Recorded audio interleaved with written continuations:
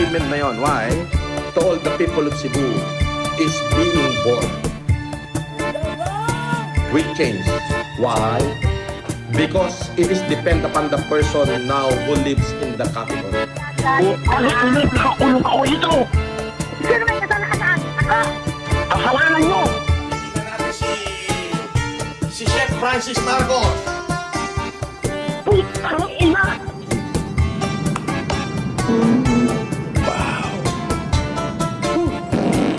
Ayun. Fuck you. Kung ano yung nandiyan dyan, hindi nyo dapat pasingawin yan! Yung mga gunner mo, nasa labas daw. Pare, sa sinituro ko na tutulog, pare! Pagkamali mga kita, 15 minutes sa rin. Clip na ito at meron lang po akong gustong liwanagin. Kahapon ho ay naglabas ho ng isang photo caption si Food Genius Vlog. Ito po.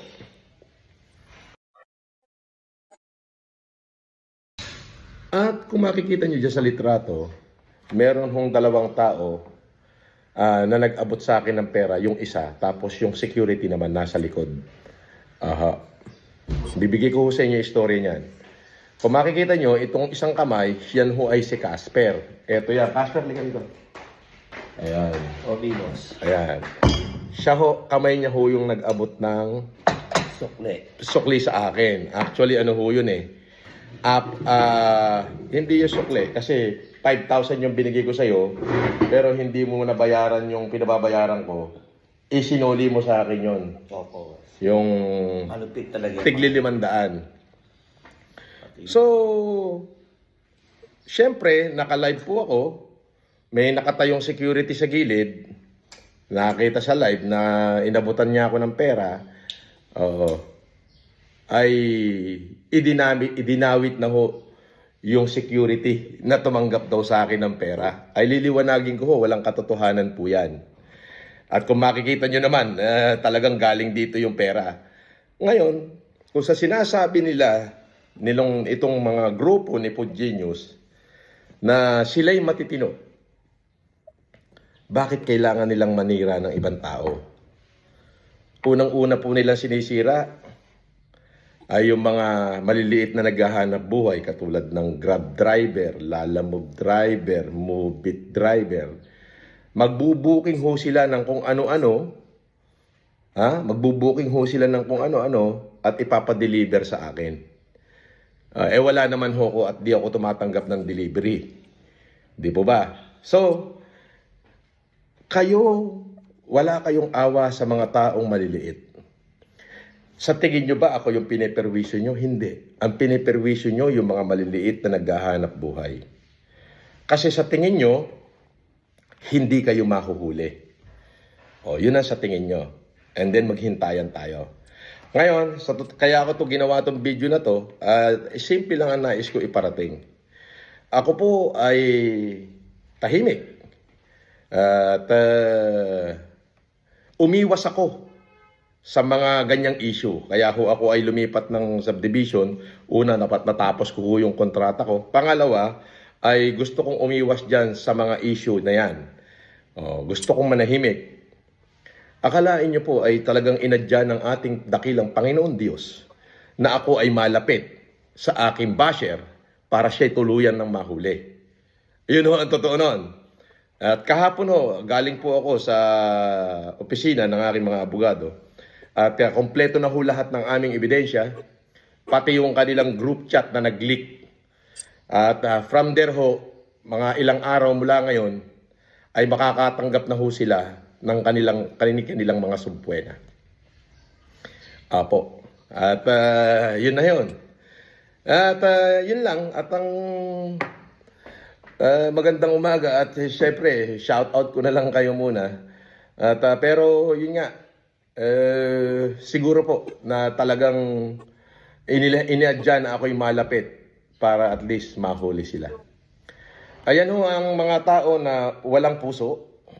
Wala silang pakialam sa damdamin ng iba. Sa bagay, fake troll naman talaga.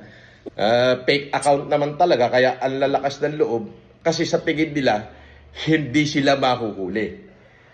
Yun ang hindi nila alam. Nasa amin na ho yung group chat, yung mga screenshot ng kanilang group chat, lahat ng mga pangalan doon, nandun na. Yung isa sa mga leader nila ay malapit dito sa akin. Kaya ho nga, kaya siguro ko inilagay dito ng Diyos. Kasi kaya po ako umalis sa kabilang village kasi gusto kong manahimik. Gusto kong umiwas. Oo, boss. Sa mga delivery na yan. Dahil yun ang gagawin nila mamiminsala sila. Biruin mo, magbubuk sila ng kung ano-ano. Ipapadeliver kung ako'y nasaan. Maaawa ka na lang doon sa driver hanggang sa bibigyan mo na lang ng 100 piso. Pero dito ho sa bago kong address na hindi ko naman sasabihin, hayaan yung sila maglabas. Sa mga lalamove driver, move it. Kung may magbubuk dito sa ganito at hindi ako, antimano, huwag niyang tanggapin. Cancelin niyo agad yan. Kasi yan walang katotohanan. At hindi ko yan tatanggapin. Hindi ako ang nagbubuk niyan. Maliwanag ho ba? At ipagpapaalam ko muna ho sa pamunuan kung nararapat ko bang sabihin yung aking address. Pero sa tingin ko, alam naman ng mga basher kasi katabi ko nga ay basher ko So sa tingin niya lang na hindi sila makahuli at hindi sila makakasuhan. Pero yun na ho yung kanilang fall down. Sabi ko nga ho, lilipas at lilipas din yan, maglilik at maglilik din yan.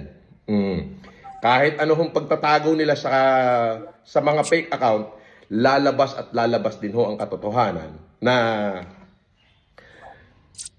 makakapagpabagsak sa kanila. Ayun ho. At magandang umaga. Maraming salamat ho. Yun lang ho, niliwanag ko lang ho na kung itong mga taong ito ay mga walang puso ito. Wala ho silang pakialam kung makapanira silang kapwa nila tao. Hindi naman ho ako yung binabanatan nila. Ang binabanatan nila, ang sinisira nila, ang piniperwisyo nila, yung mga maliliit na naghahanap buhay. Yun ho, piniperwisyo nila. Tulad ng lalamove driver, move it driver, kung ano-ano mga grab driver, yan ho ang kanilang piniperwisyo. Hanggang sa mali, magandang araw at mabuhay po kayong lahat. God bless you all. Francis Leo Marcos. Si FLM, scammer si FLM, scammer si FLM, scammer si FLM, scammer si FLM, scammer si FLM, si FLM, scammer si FLM, scammer si FLM, scammer si FLM, scammer si FLM, scammer si FLM.